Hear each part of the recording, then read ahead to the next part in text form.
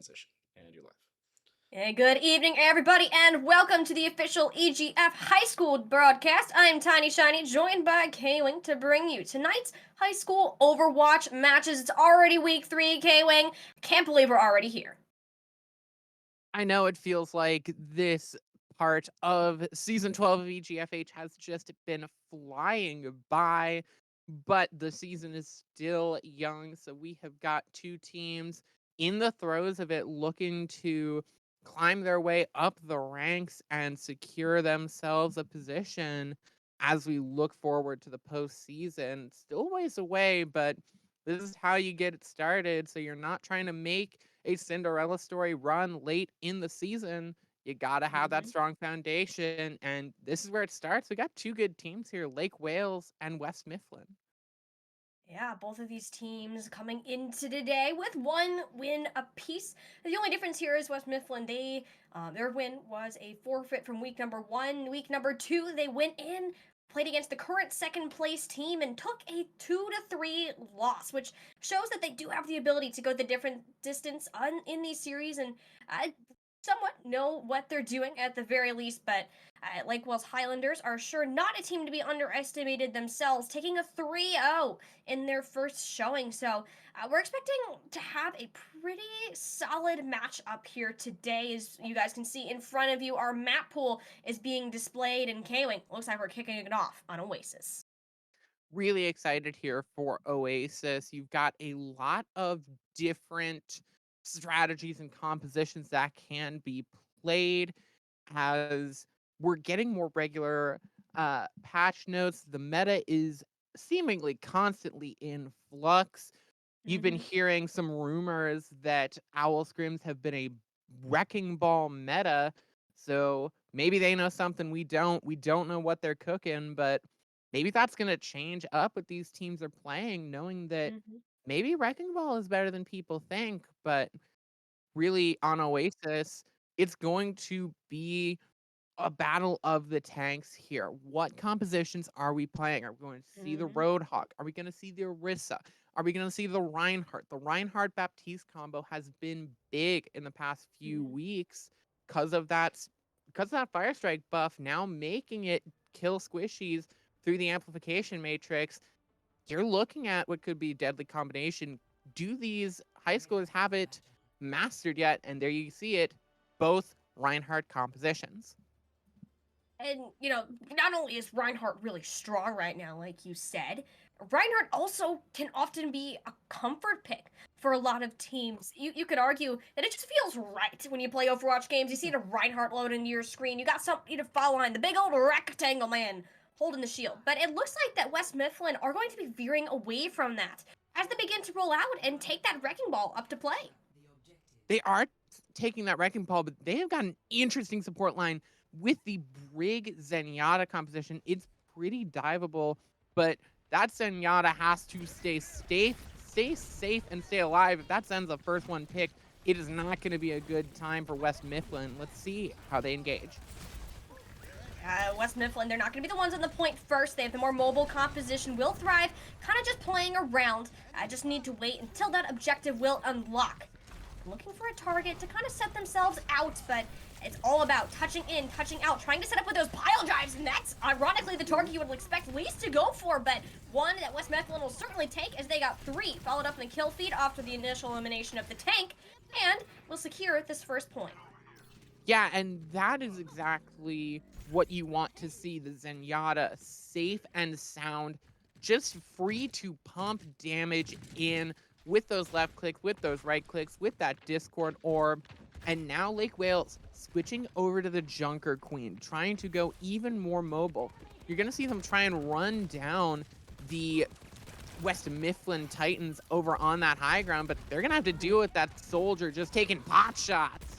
A piece of trash up here is raining down the fire, but it's not going to be enough though, because Mr. Eerie actually will end up getting collapsed on by that Junker Queen. So rotation back down to point for West Mifflin to consider what they have and keep it nice and safe. As Top Lally has reached down, going to be applying the pressure, takes out their Soldier 76 counterpart. Jaden will fall shortly after, and Lake Wales will get themselves some percentage. Yeah, that was really, really That was interesting from Mr. Eerie there. Just kind of in an interesting position, going in a bit too deep and finding themselves caught up in that Soldier 76 as now Overwatch Gun rolling in with the pile driver. Yeah, just a pile drive, not too much to set up. Still waiting for those players to kind of return to full health, but look how low Ipso ended up getting. Has to retreat.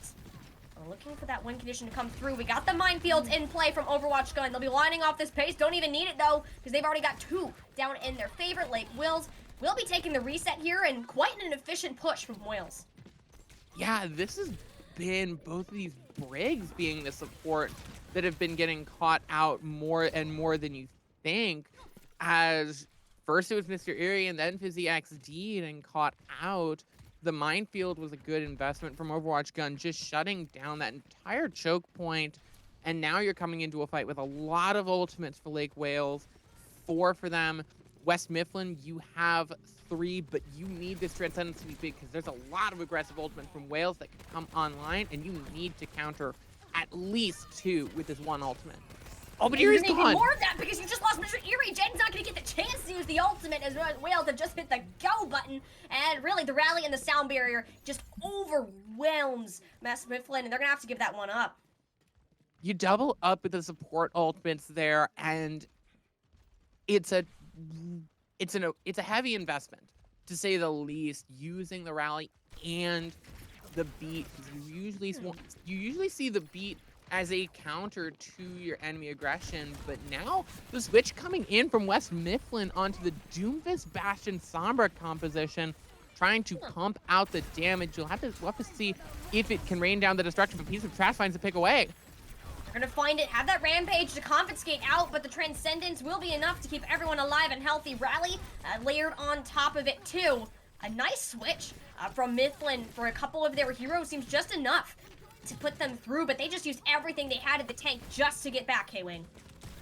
I really love the use of the rally. The Transcendence might not have been opportune as that Rampage comes through, but the rally pumps out the armor even through that anti-healing that the Rampage dishes out. But like you said, they just put everything into that. They want this to be a long, drawn-out fight, or for Overwatch Gun to just get 20% of their ultimate. And they want to get it, and the visor gets shut down. That's a huge pick going for West Mifflin. But they need to be able to close this one a bit more. Losing Jadden could set them back a little farther. Last pickoffs, though, will eventually rain through. And the West Mifflin area Titans will be closing out round number 1 of City Center in a 100-83 victory.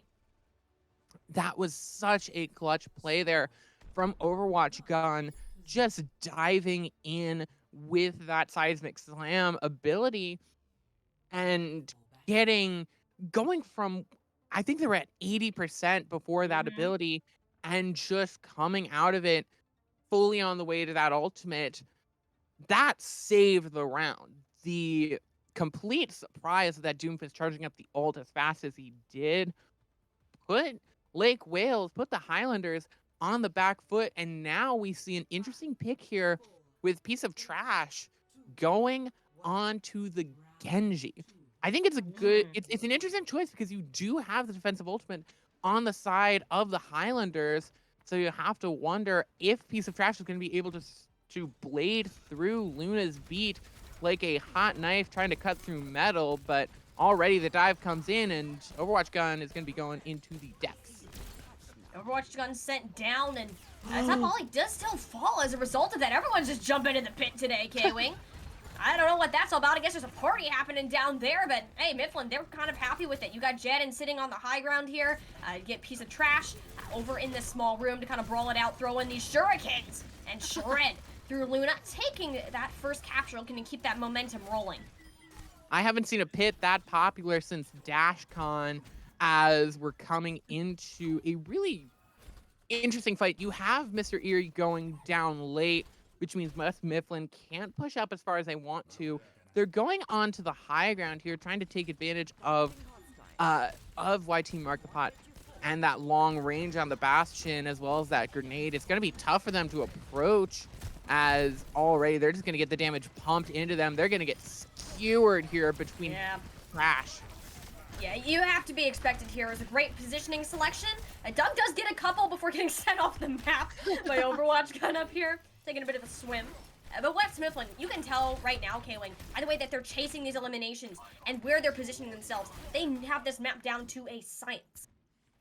They do, and Overwatch Gun as well, just knowing Doomfist and knowing how to just beat out a Lucio that is 20 meters in front of them and just run Oh, through. Now switching onto the Sigma and back into the pit with you, says I believe Mr. Erie.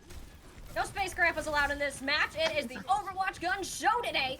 And Fizzy Kid almost got meteor struck. Will manage to stay alive, but the pressure's still on. The Doomfist chasing after that elimination. It doesn't have the same support. The main source of damage has fallen. Wake Whales, the biggest opening that they've had thus far. They almost have their ultimates to commit into it. They can just thrive a little bit longer to keep it rolling. That rally is enough for West Mifflin to stay for the time being. A nice Bionade thrown in, but the Dragon Blade is shut down. Still a brawl out to 3v2. Forces out the Transcendence, but 90% is where the mark is going to stand. And Lake Wales, they're still fighting for that control, and everyone's come back into the fight in the nick of time. West Mifflin, an incredible stall, despite losing early eliminations, and they are looking to claim Oasis right here, just off that artillery strike. Don't let anyone else touch. You got the sound barrier from Luna. It's just going to go absolutely explode. And yep, West Mifflin Miffins, they are going to take round number two, and round number one of the series, putting them up in, putting them up in the match today. That they are map number 1 going to the Titans, and that is just heads up play. I thought that last Transcendence coming out from the Titans, I thought it was a mistake. I thought they could just stall out a little longer and come back with their full strength and just use those ultimates they had in the bank to overwhelm. But they knew it better than I did at that point. They used that Transcendence to stall out the point, wait for those reinforcements to come back. They were on their way. They just needed a few more seconds. And they got that through the Transcendence. They got exactly what they needed from that Transcendence. Perhaps not the healing, but stalling at the point and buying us that little bit more time Yep. to get those respawns in, and they won the map off of it. They won the round off it, and they won the map off of it 100-0 on that second round, off of some really heads up play. And you could just Tiny, that someone, whoever was shot calling for West Mifflin, had to be screaming, "It's winnable," in those comms. If we had a comms check, you would hear someone going, "Winnable, winnable, winnable," because it was, and they did. Yeah, it was winnable. They pulled it out at the very end there. You can see just the difference between those two rounds, how one just looks so dominant from West Mifflin. And I think that we were talking about that, how you're playing these ultimates, or just really your tempo that you're controlling the game at. As these fights progress, it's one thing to know what you're doing, like, all right, we're going to use these ultimates, we have to look out for these abilities, we're going to push in this direction.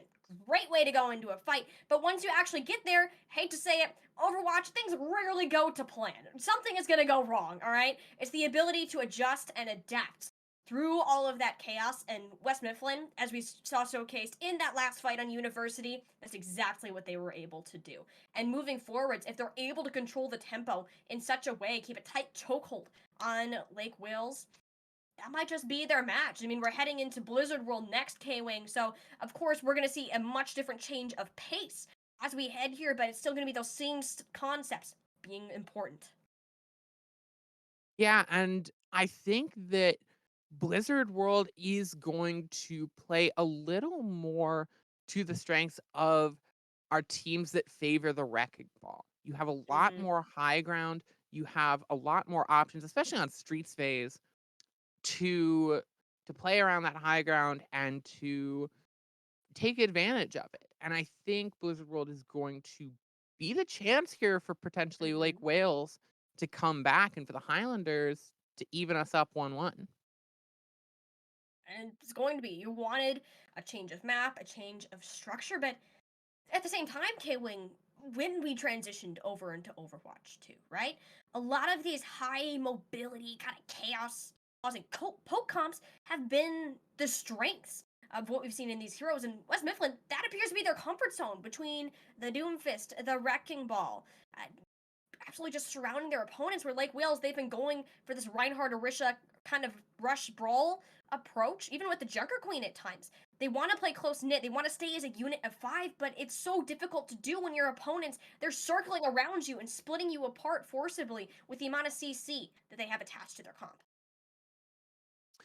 That's that's the struggle there, and that is that Achilles heel of the composition.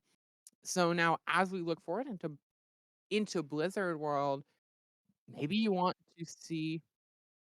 maybe want to see a composition switch, as we do hear that Lake Wales has chosen to defend here. So they're looking to hold West Mifflin and start that road to evening us Mm-hmm. up and changing the momentum, because losing 100-0 on control definitely going to take the wind out of your sails. Yeah, not a good feel at all.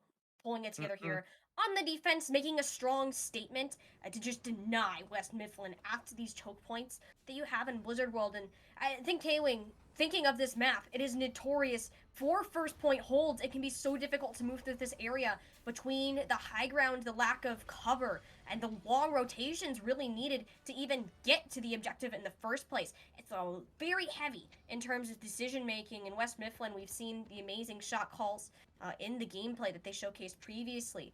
And Blizzard World, that's going to test that even further. How are they going to be able to work around the winding streets of Blizzard World? That's the question that you have to be asking for West Mifflin. YT Mark the Pot going in on the Widowmaker is an obvious choice at the start to try and get those early picks, but my big question mark is going to be the Doug and Luna for the Highlanders. If the Doug is able to find some picks early, if Luna is picked off early, then you're either going to have a rough time or you're going to have a good time for the Highlanders. But if Doug succeeds, then the Highlanders succeed. But if Overwatch Gun succeeds, it's West Mifflin all the way. A lot of eyes on these two players, but I mean, Overwatch Gun, they're taking a beating right now in this choke. Junkrat doesn't even need to look at you, just lob these little explosive bombs in and chunk down the tank, but Overwatch Gun will eventually get those cooldowns, send it straight up to the high ground, but it's going to be denied. Lake Wales, they're going to hold strong in this position as long as they possibly can. Knowing Doug and Top Lally, they're going to be the ones to hold it on through, which makes you question what's the game plan here. And the game plan is for Mark the Pot in a position to nail these shots in the Widow. Now is the high ground in their grasp, courtesy of Overwatch Gun. Sightlines on the point as Lake Wales, they want to bunker down similarly as they did on this objective, but waiting for their final player to come back. It will be a trade out for the Widowmaker and Top Lolly. Mr. Eerie pulling this down as Overwatch Gun wants to make their way in, already very close to that Meteor Strike that we've seen so far, and this is what we're talking about. West Mifflin, they're known, they can play these mobile comps and just rush in, taking out vulnerable players that don't have that mobility. And that Meteor Strike already in hand, won't need it this first point as West Mifflin are in control. That they are, and that was really good incremental play from West Mifflin, as an interesting ult there that Overwatch Gun is going to try and make the best of, using that ult a little at an interesting time. But that was really good play from West Mifflin to not push up too far with that first pick and not overcommit, but to know exactly what they need. Speaking of first pick, the Doug goes down first again. The Doug already going down. The Junkrat is just not one of those heroes that fares well against a dive comp when you're not able to set up in these choke positions, and every elimination that West Mifflin are going to get right now is going to keep on stacking. The staggers are going to be insurmountable, but IP wants to switch this one in around in their favor. Mr. Eerie will fall as a result, being able to take control of that objective, but there's just too much waiting for them. Sigma, you can't play close range into Doomfist. That's just not how the game ends up working, as the payload is going to continue its journey forwards. That was really a really interesting play there. As the Flux comes out, that first pick comes in onto the supports. and you feel like it should be enough, and the Doug goes down for a third time for the first in the fight. This is just not looking good. The Doug has to switch onto the Tracer because they're just getting headshot time and time again, and barely able to touch as the Winston. Yeah, you'll get the touch in here. Use the axe visor from top Lolly, who will pop that one out, but in the midst of the Kitsune rush, you have to be careful where you're positioning. Able to get one down and force a lot of abilities out of Lake Wales, but they seemingly will prevail in this fight and have a chance to stabilize here on the defensive second point. They do, and a lot of people will look at this and say, oh, they used so many ultimates there. They used both their support ultimates, they used attack visor, and while it was an expensive fight, this is the best place to hold. This is the place that you absolutely want to get the most out of your hold here, as it is just so hard to trickle in if you're the attacking team, as your spawns are just so far away. So I'm actually pretty optimistic about the Highlanders, as this Blade is going to come out, though, and they don't have a lot of ults. Nope, they don't got a lot to deal with, but piece of trash will be sent straight back to the spawn room. Hey, you don't even need a defensive ultimate, K-Wing, if you can just shut down a Dragon Blade like that. And that's the disadvantage here. Once you get this payload so far, the spawns, you just can't. You basically have to win 2 fights and stay alive for both to try to get these last couple meters. That you do, and now you're coming into this fight. You have some offensive ultimates for the Highlanders, and this is perfect for them. This is just them rotating these ultimates and using the fights that they win off them to win the next fight, as now they jump in with Doomfist ult Overwatch gun. Not finding any picks off of it, though. No, but still has the ability to be nanoed here. Jaden's sitting on that one, and maybe you want to use it so that after that pick for Luna can actually continue to find that value. There it will go, but the loose piece of trash. Dirt in the midst of it. It's a trade-out fight, but those are always going to favor the defense unless it's closed down quickly. Overwatch gun has that nano. Managed to get one out of it, and Mark the Pot follows it up with another. Only IPSO remaining on Winston is the Prime Rage to stall this one out even further. Swinging your angry monkey arms around just to buy the time, clear the space in order to get back, and that's exactly what Lake Wales will do. You have your damage players returning the attack visor in the back pocket if it's absolutely necessary, but you don't need it at this time, as a minute is all that's going to remain. That was perfect. That was Ipso's knowledge moment. That was what I was talking about with Jen last time, as with the Transcendence on the Titan side. They came in, they knew they just needed to stall out a little longer for the respawns to come in. That's exactly what they did. This is heads up knowledge, and this is exactly what they needed. Now coming in, it's last fight territory for the Titans, and they're not gaining much ground. They switch on to the Ramatra. Is it going to be the play here? You have to hope that it is. I mean, you got the Bob to help get you all the way down. It is at the cost of Mark. The progress, we're nearing that last fight territory. K-Wing, Lake Wales, they know it. They're committing a lot of their resources into it, but they're still getting pummeled into the ground. The Ramatra switch is paying off at this time. Mr. Eerie, the later support ultimates are going to be the ones to really make that difference. Top Lolly still has this tack visor in their back pocket, but not necessarily the support of their team to back them up. You got Luna coming back from the spawn. You're not even going to have a chance to use the tack visor, that ultimate that could have turned it around. But West Mifflin, they're going to keep the ball rolling. They got 4 down, make it 5. Team kill. And the second point will be claimed. That was a difficult point to get past, and I'm really liking it, and I'm liking the fact that they just got past it, because that is a really strong point to hold on, and the fact that they even got past it means that it is going to be a major point on their defense that they can hold. They can let that pass and still lose that, and a triple kill from Doug, though, K-Wing? Who would have expected that? Pulse Bomb usually doesn't get that much value, but you will take it where you can find it, because Lake Wales, they just gave themselves a huge chance at stabilizing.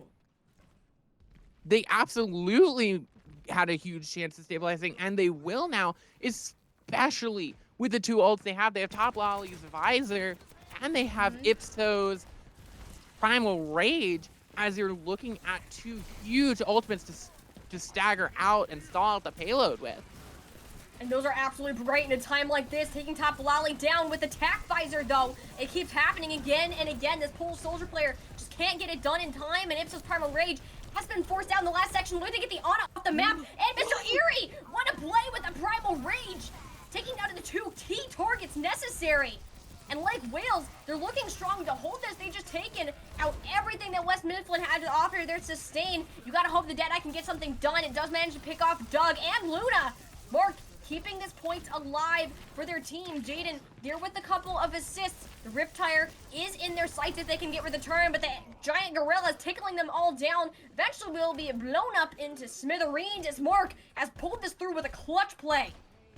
Mark absolutely saving their team from annihilation there, as Ipso could have had that hero moment, could have shut everyone down, but now they're coming into 2 big ultimates, but top Lally has the visor. You got the visor, and still that nano boost will be held onto. It's going to go on to Ipso to start clearing this point off with that giant hammer. The Riptire gets absolutely nowhere, but West Mifflin, they're still the ones in the kill feed. They're nearing that annihilation, but their integral pieces to their composition are falling. The tiny pieces that support them just simply do not exist. The Earth Shatter's been laid down. Mr. Eerie will fall. Yes, you have that annihilation online, but not the health to keep on fighting, and Lake Wales will halt this payload just shy of a full completion. They halt it, and crucially, it means that they have a golden box of victory. Even if it is 110 meters deep into point C, they have got that golden box. They have the goal here, and if they can reach it, they can even us up and reset to a point. They can have a controlling grasp going into the first break and have all that momentum, regain it right back. Have it on their side, but it's still a pretty high bar to reach, K-Wing.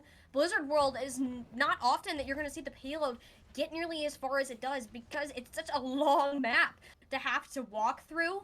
And it's not a favorite for that exact reason. It takes a lot of tries to even get nearly half that distance. And like Wales, I think that they did make some adaptations to their composition. For example, putting Ipso onto that Winston seemed to pay off really well for them. It gave them that point to kind of focus on. Ipso for that focus fire for top Lally and the Doug to kind of follow up on.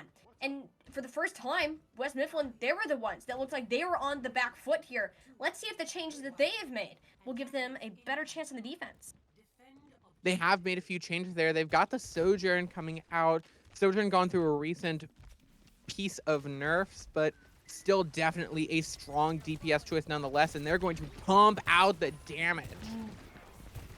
Having this high ground position with a Sojourn and a Bastion. Best choice, go to point. Love that from Lake Wales. They're going to get a tick off of that alone, even if they end up losing the fight, even getting close to a second. Ipso will overstep their bounds just slightly. And yeah, Overwatch gun will come in with the follow-up. So West Mifflin, they lost some percentage on it, and over half the point, which is still a great thing for Lake Wales to have gained. It's a good thing to gain, but one tick is not 110 meters. It's a great start, but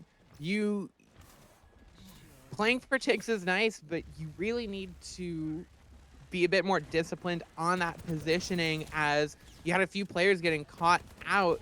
Now you're looking at a really good dive in from Ipso, just getting so much charge off the jump. And it forces out the immortality field too. Lake Wales, they took it as a distraction, and they're losing the point as a result. Ipso comes up with 2. It's even trade so far. I believe there's only 2 players left on either side as this goes through, but top Lolly at the support of the Moira. You're fighting against a tank that is over twice your health pool. It can easily just punch you into the ground. Rob Ramatra does best and still didn't get that tick that they wanted. No, just a few percentage shy. And again, it's good positioning on the initial engagement, but Lake Wales, they're smart. They know that they can push in, and West Mifflin won't be back yet with the respawns. Luna's there, but Luna's alone. And Luna just, you he can't do much. I mean, like Wales, they thought they had an advantage. It was probably like, all right, we can come back and win this, but KOing West Mifflin, they were already stabilized on that objective. There was no chance of going through. Getting staggered now would be absolutely devastating, but still, win conditions are starting to appear. They have the win conditions now. They have many ultimates coming up, but they need to be smart with how they use them. They can't just blow all 5 on this first objective. Otherwise, they're going to get right halted in the streets phase. As now this dive comes through, you're looking to just see a few, and you lose the Lucio right away. We're going down. Ipso to follow you at the coalescence there, but Bastion and the Sojourn through an ant matrix, yeah, that ain't gonna happen at all. West Mifflin, they've got this one locked down in their sights, and we haven't even seen the sights at top level yet. They've had this one for quite some time. This is the difference, I think, between West Mifflin and Lake Wales. You've seen West Mifflin use their ults in a really economical sense. They just use the amplification matrix and they beat out the pulse bomb and the coalescence, 2 pretty strong ultimates from the Highlanders. Despite how quick they charge, they still have 4 ultimates for these last 2 fights. They do. They're in such a good spot to push it forwards. I mean, you got the overclock out right now. Traded for the Primal Rage. You will certainly take that with the elimination going through. Piece of trash as the artillery strike. That won't get too much done, but still, it'll be more red in the kill feed than blue. Mark does go pretty far off the line. Fizzy will end up punishing it. And West Mifflin, they're down quite a few players. If Lake Wales can get a quick wing range, it's going to have to be quick with the remaining 30 seconds. Oh, Fizzy going down late is a massive loss there. You cannot lose your support that late. No. As now the Highlanders are going to have to jump in without their main support. Their need to just be to engage. They can't even get the Moira on the support. They just need to run in. They have to touch. That's certainly something, but they don't have the follow-up that they do. You're walking straight into an annihilation, and West Mifflin light up that kill feed to put themselves match point, and they're looking to show that they indeed are a winning team right now after their loss last week. They're coming back with a vengeance. They've certainly shown that. Ipso on this Winston has been definitely a high point for the Highlanders, but you feel like the follow-up isn't as coordinated as maybe West Mifflin, and really just how coordinated they've been and how aware they've been of exactly what they should be doing, whether they need to push in aggressively or pull back. And you've seen a couple key misplays in moments where really we've seen some really heads up plays from West Mifflin, like the Transcendence in map 1, and Lake Wales. We've seen some misplays in similar situations where they've been faced with the question of, do we push in and try to win this fight, or do we pull back and try to win another day? And especially that one fight in the middle of point A of Blizzard World, they had a tough time, and you want to see them come back from break with some new strategies and trying something new, because currently they're back.